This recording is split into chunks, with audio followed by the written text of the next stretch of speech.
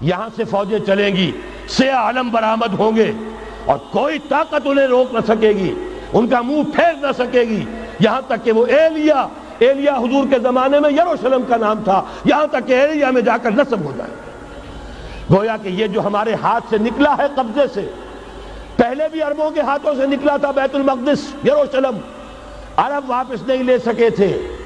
کرد خون صلاح الدین ایوبی اس نے واپس لیا. عربوں میں دم نہیں رہا تھا، عیاشیوں کی وجہ سے کھوکھلے ہو چکے تھے. میں تجھ کو بتاتا ہوں تقدیر امم کیا ہے، شمشیر و سنا اول، طاؤس و رباب آخر. یہی وجہ ہے کہ تقریباً 20 صدی کے بعد ان کی حکومت ختم. آشمارا حق بود گر خون بارد بر زمین، بر زوال ملک مستعصم امیر المومنی. یہ ہوا کہ نہیں ہوا؟ جبکہ آئے ہیں تاتاری ہورڈز، اور جنہوں نے کہ آخری خلیفہ بنو عباس اسے محل میں سے نکالا، ایک کھال کے اندر لپیٹ کر، اور اپنے گھوڑوں کے سوؤں تلے کچل دیا. عرب معزول کر دیے گئے تھے، لیکن اب دوبارہ عربوں کو جب سہارا ملا ہے، لیکن اب بھی انہوں نے کہیں اسلام قائم نہیں کیا. کوئی روس کا غلام رہا، کوئی امریکہ کا غلام رہا، کسی نے اس کا ساتھ دیا، کسی نے اس کا ساتھ دیا. تہذیب ہے تو مغربی، تمدن ہے تو مغربی، وضع میں تم ہو نصارہ تو تمدن میں ہنود. یہ مسلمان ہیں جنہیں دیکھ کے شرمائے یہود. یہی معاملہ جب ان کا ہوا تو اب اللہ تعالیٰ کی طرف سے ان کے اوپر وہ عذاب کی بھٹی گرم ہونے والی ہے. لیکن اس کے بعد پھر یہاں سے جائیں گے وہ جو ان کی مدد کریں گے، اور یہ ایلیا کو واپس لینے والے، یہ مشرق سے چلنے والے لشکر ہوں گے. یہ اسی علاقے میں جب انقلاب آ جائے گا، یہ علاقہ خراسان اور پاکستان، جب یہاں نظام خلافت قائم ہوگا، یہاں سے اسلام کی توسیع ہوگی، اور یہاں سے جانب مشرق ہند اور جانب مغرب یہ جو یہودیوں کا سیلاب آ رہا ہے، ان دونوں کا مقابلہ کرنے کے لیے انشاءاللہ العزیز، ورنہ یہ اصابتان جو ہے ایک حدیث میں جمع کرنے کی کوئی اور حکمت ہو نہیں سکتی. ورنہ تو ہندوستان پہ کئی لشکر آئے ہیں، لیکن یہ کہ در حقیقت اسی وقت جبکہ عالم عرب میں وہ بھٹی دہکے گی، اسی وقت یہاں انقلاب آ چکا ہوگا.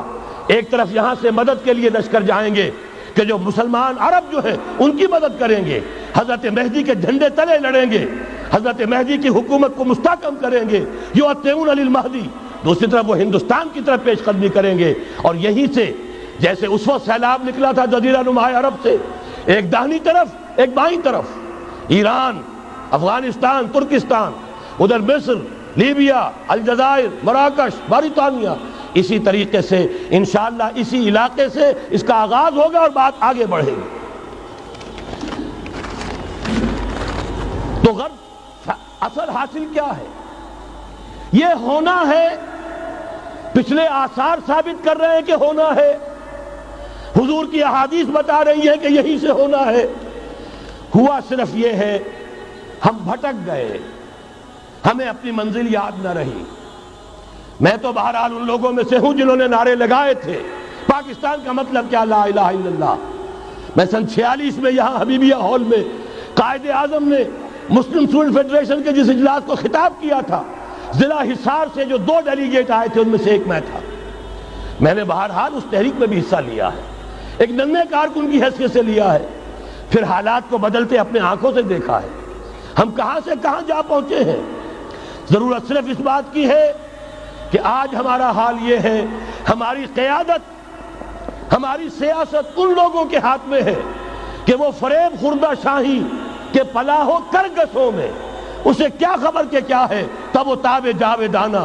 ان کی تہذیب مغربی، ان کی ذہنیت مغربی، ان کی وضاقتہ مغربی، ان کا تمدن مغربی، ان کی سوچ مغربی، ان کے سارے اطوار مغربی.